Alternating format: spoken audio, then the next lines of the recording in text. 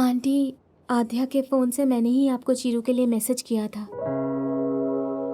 आध्या इस बात से बिल्कुल अनजान थी आंटी। यहाँ आने के बाद आपके बारे में सोचकर उसने चीरू को यहाँ से जाने के लिए कहा, पर हम सबकी वजह से वो जा नहीं सका। इसमें आध्या की कोई गलती नहीं है।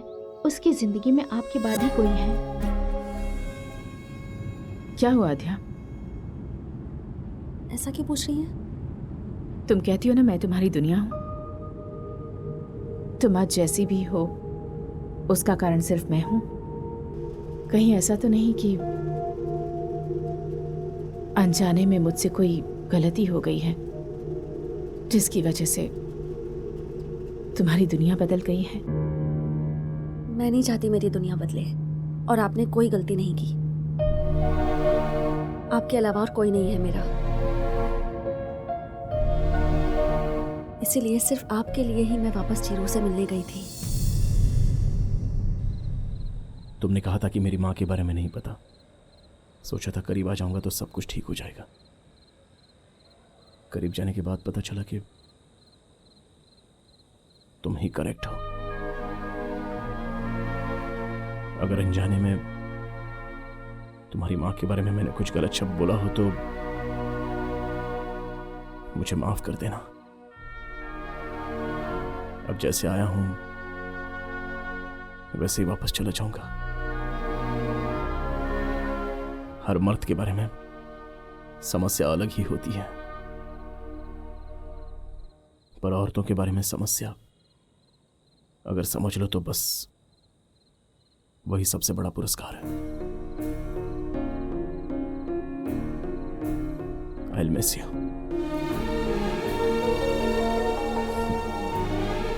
कोई अगर किसी से प्यार करता है तो आई लव यू बोलता है, लेकिन मेरे आई लव यू बोले बिना ही ऐसी स्थिति आ गई तो ऐसा तो मैं दुनिया में अकेला ही हूं।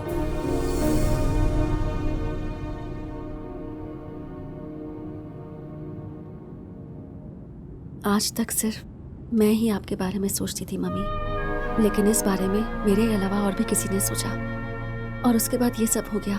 पर अब तो हो चुका है ना, तो अब जाने दीजिए। आंटी ने मुझे चेन दी थी, बस वही लौटानी है। कीर्तना के हाथ भिजवा दूंगी, आप फिक्र मत कीजिए।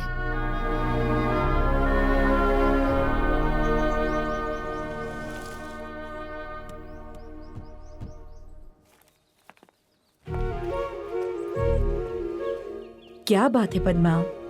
कौन है? ऐसे यहाँ खिड़की के पास खड़े रहकर क्या देख रही है? आइए, आओ बेटी। जाओ उन्हें अंदर लेकर आओ। तुम लेकर आओ। पद्मा आइए। कौन है? आओ आध्या। आओ, बैठो ना।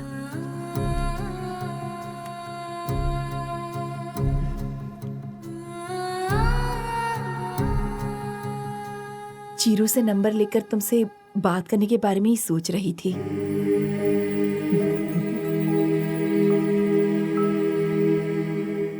चाय कॉफी कुछ पियेंगे? नहीं, जरूरत नहीं है। Thank you. चाय कॉफी बनाने में 15 मिनट लगेंगे ना। हम लोग कोई सवाल ना करे इस बात से डर रही होगी। नहीं पीनी है तो जाने दो, हमें क्या।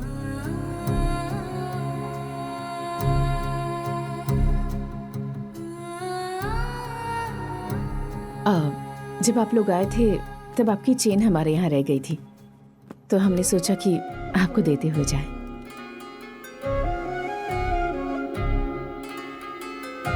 अरे इतनी जल्दी क्या थी? बाद में भी दे सकते थे। ऐसी कोई बात नहीं है, हम इसी तरफ आ रहे थे तो मैं जा रही हूँ।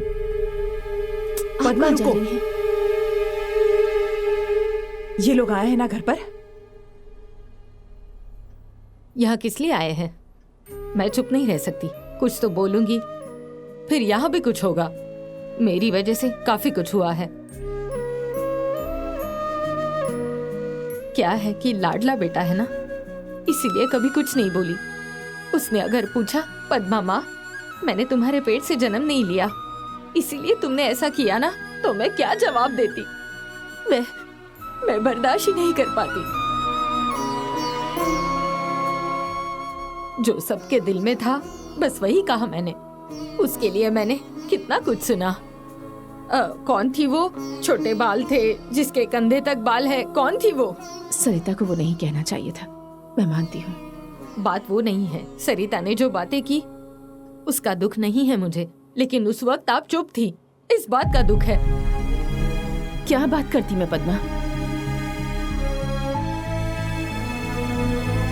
मेरी जगह अगर तुम होती तो तुम भी चुप ही रहती। मेरा पास तुमसे अलग है। मेरी जिंदगी में तुम्हारी तरह 10 लोग नहीं हैं। जिंदगी में हर एक कदम सोच समझ कर उठाना पड़ता है, सब कुछ खुद करना पड़ता है। नहीं कर पाई तो किसी और के सामने मदद के लिए हाथ फैलाना पड़ता है। हर आदमी को औरतों की इज्जत करनी चाहिए, लेकिन मैंने एक ऐसे इंसान से शादी की जिसने मेरी कभी इज्जत नहीं की, इसलिए मर्दों से विश्वास उठ गया। मैं जिंदगी भर रोती रही। घर वालों ने भी मेरा साथ छोड़ दिया, किसी ने मदद नहीं की। रिश्तेदारों ने भी मुझसे मुंह फेर लिया ताकि आगे चलकर उनसे पैसों की मदद न मांगूं। किसी ने भी मेरी मदद नहीं की। उस वक्त सब दूर हो गए, लेकिन बिना रुके मैंने कदम आगे बढ़ाए। एक एक कदम मेरे लिए मुश्किल था। जब जरूरत के वक्त पर अपनों ने ही मुझसे मुंह फेर लिया तो मैं किस पर विश्वास करूं? इसलिए मैंने सबसे रिश्ता तोड़ लिया। बहुत सालों के बाद चीरू पर विश्वास किया, आप लोगों के करीब आई। तो फिर मैं उस दिन क्या कहती? तुमने क्या एक्सपेक्ट किया था पद्मा? हाँ बकुला, तुम अकेली हो और हम यहाँ 10 हैं और 10 के 10 सब बराबर हैं। चिरू चाहता तो कुछ भी कर सकता था। हमारे लाख मना करने के बावजूद वो किसी से भी शादी कर सकता था। आद्या भी चाहती तो यही सोच सकती थी, लेकिन इसने सोचा कि तुम बिल्कुल सही हो, तुम्हारे अलावा इसका और कोई भी नहीं, इसलिए चिरू को भूल जाने को कहा। इन दोनों ने खुद से ज्यादा हमें इंपॉर्टेंस दी है। अपने प्यार के बारे में ना सोचकर हम लोगों के बारे में सोचा। ऐसे बच्चे तो बड़ी किस्मत वालों को मिलते हैं बकुला। हम तो इनका भला चाहते थे कि ये खुश रहें, बस यही सोचा था हमने। क्या मैंने ये नहीं सोचा कहीं मैं दुखी ना हो जाऊं इस वजह से? इसने अपनी खुशियों को नहीं बांटा। मैंने इसके साथ गलत किया, पर इसने अपना गुस्सा भी नहीं दिखाया। अंदर ही अंदर घुटती रही बस। इतनी तकलीफ देने के बाद भी भगवान ने मुझे ऐसी बेटी दी, ये जानने के बाद तो मम्मी, ये सब अभी क्यों? आज मुझे मत रोको। अगर आज मैंने ये सब नहीं कहा तो तुम्हारे साथ नाइंसाफी होगी।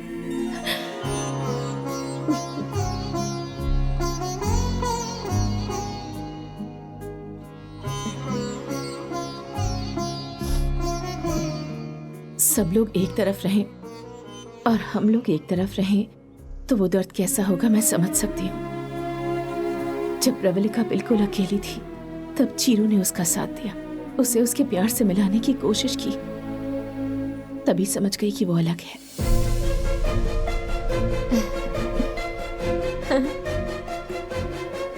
वो औरों जैसा बिल्कुल नहीं, खुद चलकर सामने आया।